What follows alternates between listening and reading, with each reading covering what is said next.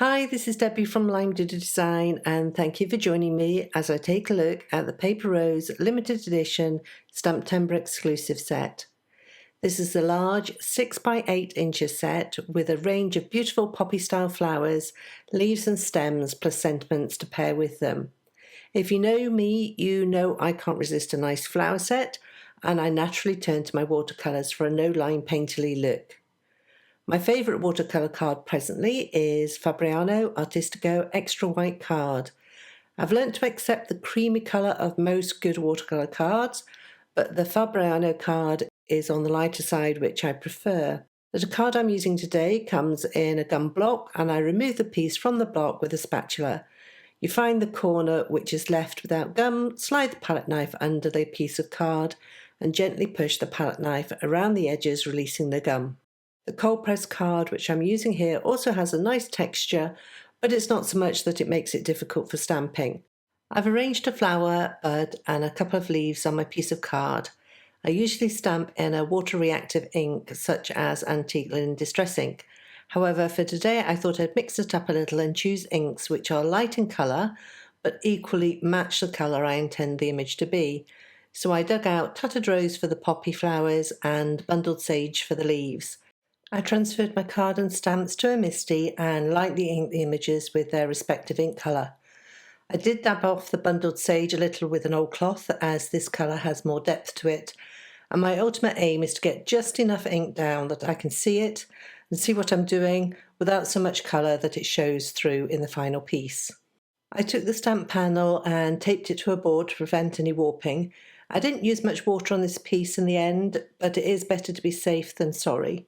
I usually use the blue painter's tape from 3M, which I really like as it's just enough stickiness to adhere, but not so much it tears the card. However, I do find the strong blue colour rather distracting, so today I'm trying a different masking tape, again from 3M, but this time it is a better neutral colour. As this is the first time I'm using this tape and don't know how it will behave, I took some of the stickiness off by dabbing it lightly on my clothing to pick up a few fibres and so make it less tacky, just as a precaution. I'll let you know what I think of this tape and if it behaves as I hope it will. Okay, so on to the painting. The joy of stamping in distress ink is that the ink blends with the water and paint, and so by the end you can't really see where it's been. With the initial layers of colour, I like to use a fair amount of water to help reactivate the ink and get it blending. And another tip is to accent the edges of images with dark colour. This way, any remaining stamp lines are hidden by the depth of colour you've added over the top. When thinking about how I wanted to colour the poppy, I didn't want it to be too dark. Poppy petals are so thin they are almost translucent, and their delicacy, I feel, is often lost by deepening the colour too much. So my aim was for a light and airy feel with just a few shadows where the petals overlapped each other. That and the darker petal edge, which has almost a frilly look to it.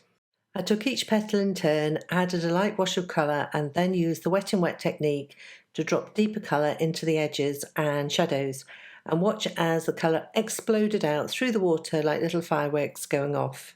As I sat and looked at this piece, I couldn't get away from how the leaves of the poppy looked almost like arms stuck out on each side, and so I took the smaller leaf image and an acrylic block and added a third leaf. I painted it to look like it was behind the larger leaf on the right, and this arrangement of 3 leaves looks better to me and less like a person with arms. I continued painting the first layer of each area separately so that they didn't mix and blend together, and this helps to give definition. I then went back in with darker colours to add depth. I still wanted to retain that light airy feel, and so I kept the darker areas to just the edges of the petals and the odd shadow here and there. This is a process I find relaxing. Add colour, blend the edges with water, take a damp brush and push back the colour, wiping the brush on a paper towel, and repeat until the flower starts to come to life. I was at odds with how I wanted to paint these poppies, however. I have been spending time on Pinterest looking at what jumps out at me, and often it's not, it is the looser, more expressive styles that I like, and so I didn't want this piece to get too detailed. In fact, I wanted to work out how I could get some movement and flow going. For me, splatter always adds that something extra, and I often get asked how I splatter.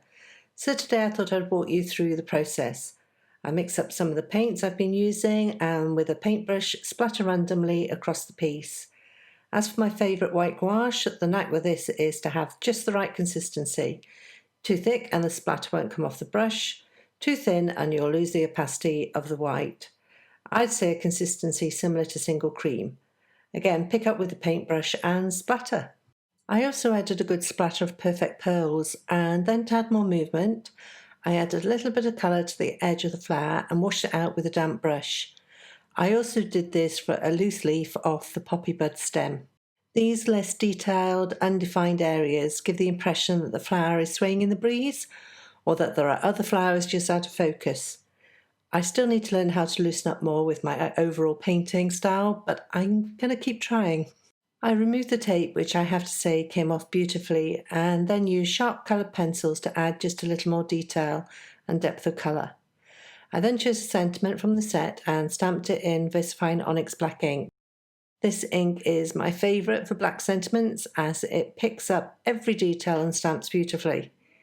I then trimmed the panel down to fit on an A2 card base, which I'd cut and scored from a Neenah Desert Storm card in the £100 weight.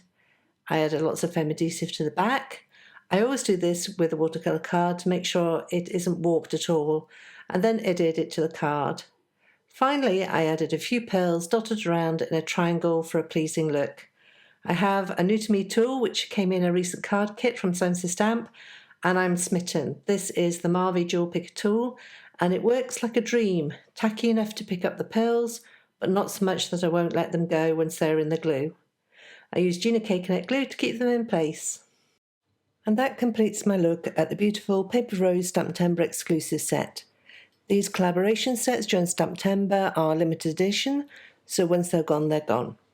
I'll leave links in the YouTube description to the products that I've used today, as well as a coordinating link to the blog post over at limedidadesign.com.